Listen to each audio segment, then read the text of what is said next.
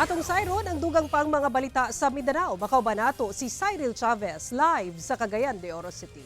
Cyril.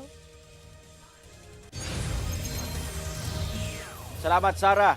Gisugdan na ang voter registration alang sa Barangay and Sangguniang Kabataan Elections 2025 sa managlahing lugar sa Mindanao. Comelec, giauhag ang mga magparehistro nga mag-fill up na daan sa registration form nga ma-download sa Comelec website aron paspas ang proseso.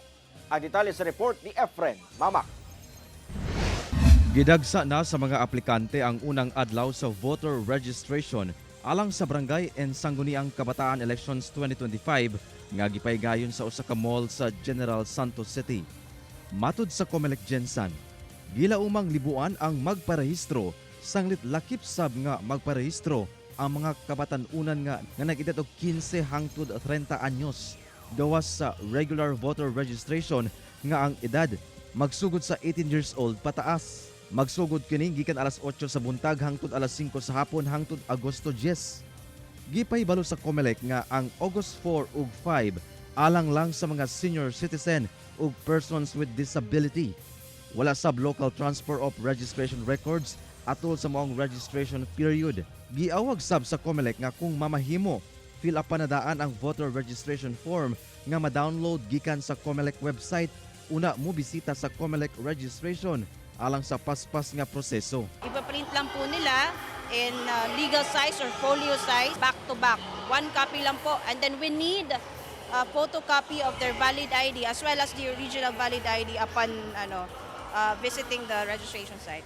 Sa Davao City, dagsa sab ang mga kabatan-unan sa Commission on Elections District Offices sa Davao City.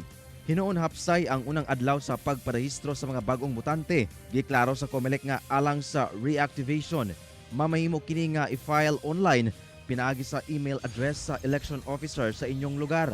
Sa Cagayan de Oro City, dagsa ang pipila ka mga buot magparehistro sulod sa usa ka mall sa Uptown Cagayan de Oro City alang sa unang distrito. Lakip ang 70 anyos nga si Nanay Erlinda o Porto, 15 residente sa usa ka pinakalayong barangay sa syudad. Sumala sa pagumangko ni Nanay Erlinda nga kini pa ang unang higayon nga nakaparehistro si Nanay ug unang higayon sab nga makabotar. Para maka-experience ko siya sir sa iyang rights niya nga maka-vote siya sir kay wala gid siya sukad naka-vote sa iyang kuan.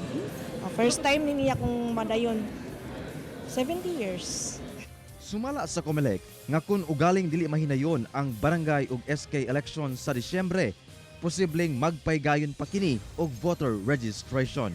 Let's wait for further announcements. If in case hindi matuloy yung election, probably merong susunod na registration period. Pero kung matuloy, syempre, we will continue with the preparations for the election. Kauban si Gary Balantay ug Bong Vicencio, Efren Mamak, 1 Mindanao.